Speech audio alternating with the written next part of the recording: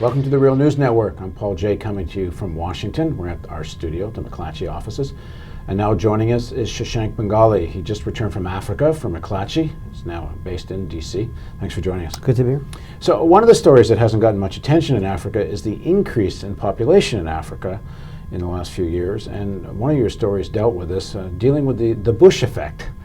Talk about this. That's right. I think it's Africa is seen as a place where people die needlessly of disease and conflict. But actually, the biggest problem I think in Africa now is that too many people are being born. One child is born every second in Africa these days. And as I was looking at this trend of more and more children and high birth rates, discovered that over the last decade or so, as the Bush administration especially pumped a lot of money into Africa for its landmark HIV/AIDS program. The program had an unintended, perhaps, knock-on effect, which was because they prohibited any of the money for HIV/AIDS to go into programs that promoted family planning or abortions.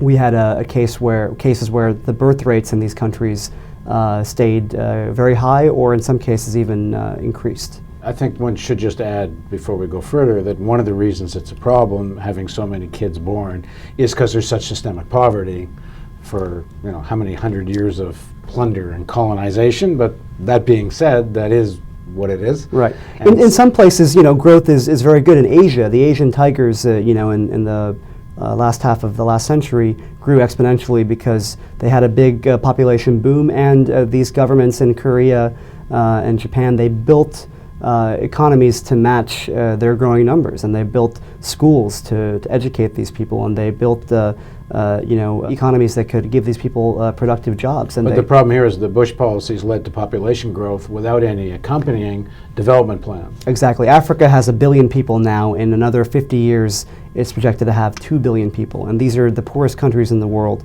where schools burst with 100 students or more in many cases, where governments devote 1% or less of their budgets to things like education and healthcare.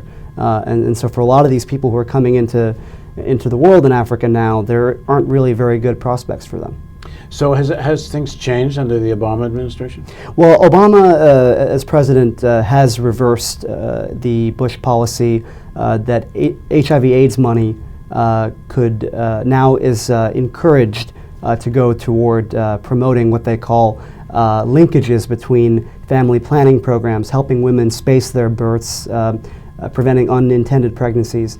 The Obama administration has said they want agencies that receive this money, NGOs that do HIV/AIDS work, they want these agencies to incorporate family planning classes, offer supplies to women. In Africa, it's very, very difficult for a woman to have a small family. It's a very patriarchal society in most countries. Men, it's seen as a sign of prosperity to have a large family. And women, often being the ones who are stuck with the child rearing, they don't want to have 6, 7, 8 kids. They can only support 2 or 3. And they're just not allowed to exercise control over their own fertility because they don't have the knowledge, they don't have the supplies. And the Obama administration has said, we want these billions of dollars we're spending in Africa on HIV/AIDS to also go toward, some of it should go toward family planning. And they've dropped all the restrictions on aid and connected to family planning, or not? They haven't changed the language. Now, the Bush plan, called PEPFAR, the President's Emergency Plan for AIDS Relief, was reauthorized in 2008 before Obama was elected. And there was a lot of talk at the time about rewording it to drop the family planning restrictions. But at the last minute, a number of interest groups, including Catholic churches in the U.S., fought very hard to keep the restrictions in the reauthorization. So now we have a $30 billion plan over the next 5 years that still includes family planning restrictions. However, in the arcane way that these things tend to work in the foreign aid world in the U.S. government, the White House is allowed to give guidance on what they think agencies are allowed to do. And it's really up to the agencies on the ground to determine how they're going to spend a lot of this money. But now the word from the White House is you're allowed to go ahead and do reproductive health work that includes family planning along with HIV/AIDS. Does it include the handing out and making condoms available? Well, condoms have always been handed out. Condoms are actually a big part of the Bush plan. The problem with condoms, though, Paul, is that in a married relationship in many African countries, Married couples don't use condoms because condoms are associated with sexually transmitted diseases and therefore with infidelity. Now, the issue with family planning is they want supplies like birth control pills, injections, things that women can use to control their fertility within a marriage. They want those kinds of supplies to be talked about more, to be more readily available, and just to basically be part and of. are they now? Has it been decoupled from the ed? It's now being encouraged, and it's not clear whether that message has gotten down to the ground level. I was in Uganda in September and October, and saw that still there's a lot of clinics that run out of these devices.